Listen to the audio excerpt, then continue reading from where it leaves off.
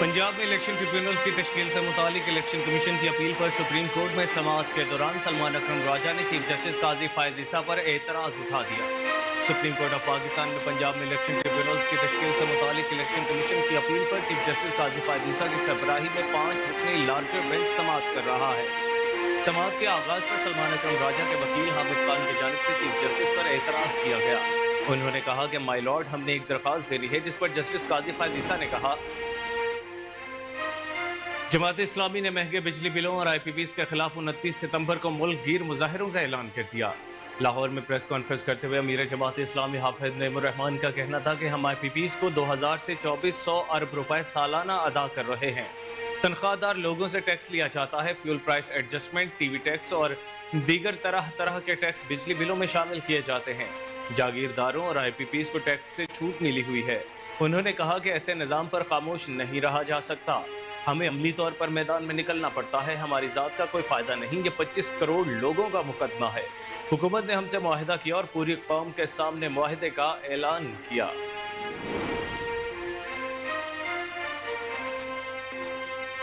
Israeli फौज के लबनान में शदीद हमले, बेकाबादी में भी शदीद बमबारी करते हुए हिजबुल्लाह के अहदाफ को निशाना बनाने का दावा। अरब मीडिया रिपोर्ट के मुताबिक लबनानी न्यूज़ एजेंसी का कहना है कि नबीता के इलाके इसराइली फौज ने आधे घंटे के दौरान 180 से ज़ायद फिजाई हमले किए। इन हमलों में बच्चों और खातीन समेत 492 अफराद शहीद जबकि सैकड़ों जख्मी हुए। सेहूनी फौज ने हिजबुल्लाह के ठिकानों पर हमले जारी रखने का ऐलान करते हुए लबनान में शहरियों को हिजबुल्लाह के ठिकानों के तरफ से नकल मकानी का हुक्म दिया। दूसरी जानिब गैर मुल्की न्यूज़ एजेंसी के मुताबिक इसराइली फौज ने बैतुल लहम में एक लड़की समेत 5 फलस्तीनियों को गिरफ्तार कर लिया है।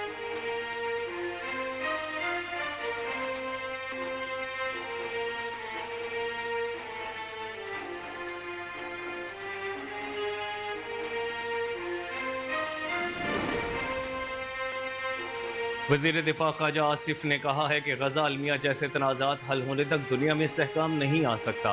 अक़वाम मुत्तहिदा के इजलास से खिताब करते हुए वज़ीर दिफा ख्वाजा मोहम्मद आसिफ ने कहा कि सिक्योरिटी चैलेंजेस का मुकाबला करने के लिए इज्तिमाई काविशें करना होगी। उन्होंने कहा कि सिक्योरिटी के मसाइल नई नस्ल और अमन के लिए ख़तरा है। 100 से ज़ायद तरक्की पजीर ममालिक को मौक़े मुहैया करने के लिए आलमी निज़ाम इस्लाहात की ज़रूरत है। आलमी बरादरी के तौर पर दुनिया के लिए बेहतर रास्ता तय करने में हमारा किरदार है। वज़ीर दिफा ने कहा कि मिलकर काम करने से महफूज, ज़्यादा पुरअमन, जामे, पायदार और खुशहाल मुस्तक़बिल हासिल कर सकते हैं। नई नस्लों से मुताल्लिक़ मुस्तक़बिल के हल के लिए मुआहदे की ज़रूरत है। उनका कहना था कि आलमी मालियाती इदारों को चाहिए कि माली तौर पर कमज़ोर ममालिक को कर्ज में रिलीफ फराहम करें।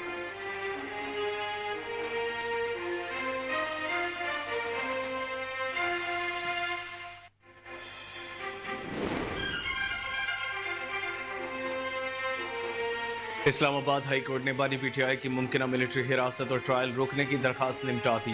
बानी PTI की मुमकिना मिलिट्री हिरासत और ट्रायल रोकने की दरखास्त पर समाअत हुई। जस्टिस मियां गुल हसन औरंगजेब ने दरखास्त पर समाअत की। समाअत के दौरान additional attorney general Munawwar Iqbal Dogar ने अदालत को बताया कि बानी PTI के मिलिट्री ट्रायल का फिलहाल कोई फैसला नहीं हुआ। ऐसा कोई फैसला हुआ तो कानूनी तरीकाकार अपनाया जाएगा। एडिशनल अटॉर्नी जनरल ने कहा कि मिलिट्री ट्रायल का फैसला हुआ तो पहले सिविल मजिस्ट्रेट के पास दरखास्त जाएगी।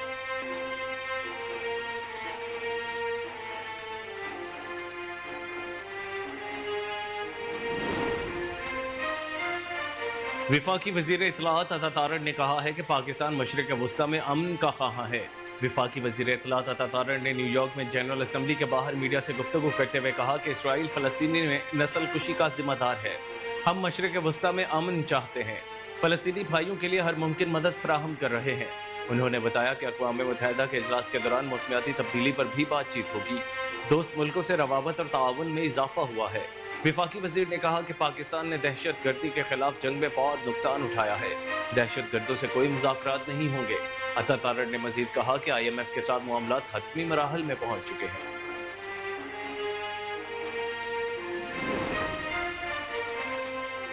सुप्रीम कोर्ट के जज जस्टिस याहिया आफरीदी ने मखसूस नशिस्तों के केस से मुतालिक फैसले में अपना इख्तलाफी नोट जारी कर दिया।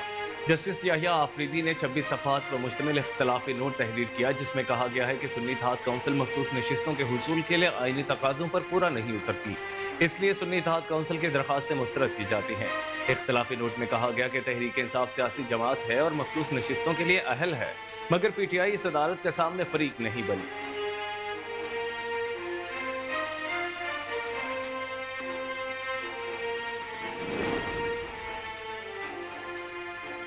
اقوام متحدہ میں پاکستان کے مستقل مندوب منیر اکرم نے کہا ہے کہ کشمیر کے بغیر بھارت کے ساتھ مذاکرات نہیں ہو سکتے۔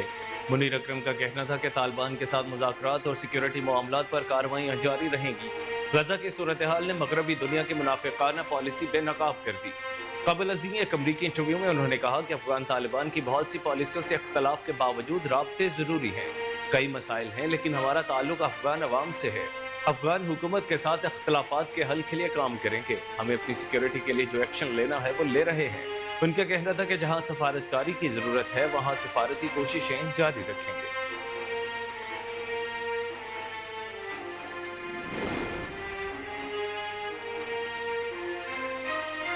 مشیر اطلاعات خیبر پختونخوا بیرسٹر سیف نے کہا ہے کہ چیف الیکشن کمشنر کے خلاف آرٹیکل 6 کے تحت مقدمہ دائر ہونا چاہیے۔ سپریم کورٹ کی جانب سے جاری کیے گئے مخصوص نشستوں سے متعلق کیس کے تفصیلی فیصلے پر رد عمل کا اظہار کرتے ہوئے بیرسٹر سیف نے کہا کہ اعلیٰ عدلیہ کے تفصیلی فیصلے کے بعد الیکشن کمیشن فی الفور مخصوص نشستوں کا نوٹیفیکیشن جاری کرے۔ بیرسٹر سیف نے کہا کہ تفصیلی فیصلے کے بعد الیکشن کمیشن کے پاس اگر مگر کا کوئی آپشن باقی نہیں رہتا۔ اعلیٰ عدلیہ نے الیکشن کمیشن کے 1 مارچ کے فیصلے کو آئین سے متصادم قرار دے دیا ہے۔ آئین کی خلاف ورزی پر چیف الیکشن کمشنر کے خلاف کارروائی ہونی چاہیے۔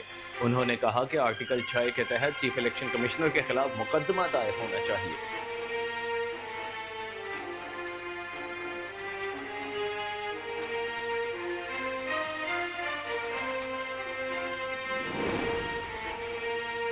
مخصوص نشستوں کے حوالے سے تفصیلی فیصلے پر الیکشن کمیشن کا ایک بار پھر سپریم کورٹ سے رجوع کرنے کا فیصلہ۔ ذرائع کے مطابق مخصوص نشستوں کے حوالے سے تفصیلی فیصلے پر الیکشن کمیشن کی جانب سے متفرق درخواست دائر کرنے پر غور کیا جا رہا ہے۔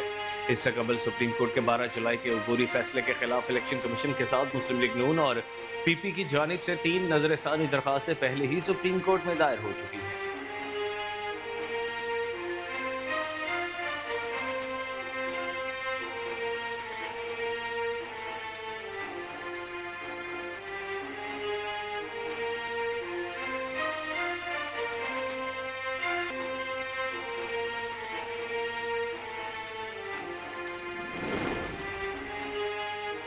پریکٹس اینڈ پروسیجر ترمیمی آرڈیننس 2024 سپریم کورٹ میں چیلنج کر دیا گیا۔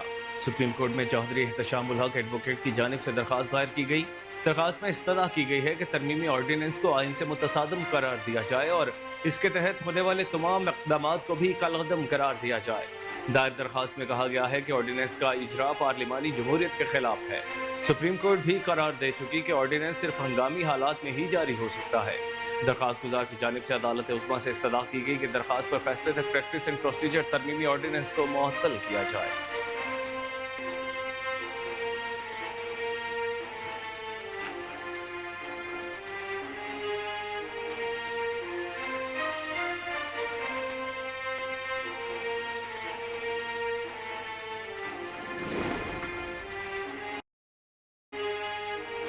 نائب امیر جماعت اسلامی لیاقت بلوچ نے کہا ہے کہ حکومت کے ساتھ معاہدے پر عمل کی مہلت ختم ہو چکی ہے۔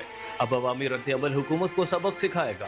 عوام کو بجلی بلز میں ریلیف سمیت دیگر مطالبات پر حکومت اور جماعت اسلامی کے درمیان معاہدہ طے پایا تھا، جس پر عمل درآمد کی مہلت دیتے ہوئے جماعت اسلامی کی جانب سے راولپنڈی میں لیاقت باغ پر جاری دھرنا ختم کرنے کا اعلان کیا گیا تھا۔ معاہدے کی مدت پوری ہونے پر اپنے بیان میں جماعت اسلامی کی دھرنا مذاکراتی ٹیم کے سربراہ لیاقت بلوچ نے کہا ہے کہ جماعت اسلامی کے دھرنا اور حکومتی معاہدے کو 45 روز گزر گئے ہیں، اب عوامی رد عمل آئے گا۔ لیاقت بلوچ نے کہا کہ عوام کا آئندہ لائحہ عمل وعدہ پورا نہ کرنے والی حکومت کو سبق سکھائے گا۔ السلام علیکم، کوہ نور نیوز کے ساتھ میں ہوں کامران اکرم۔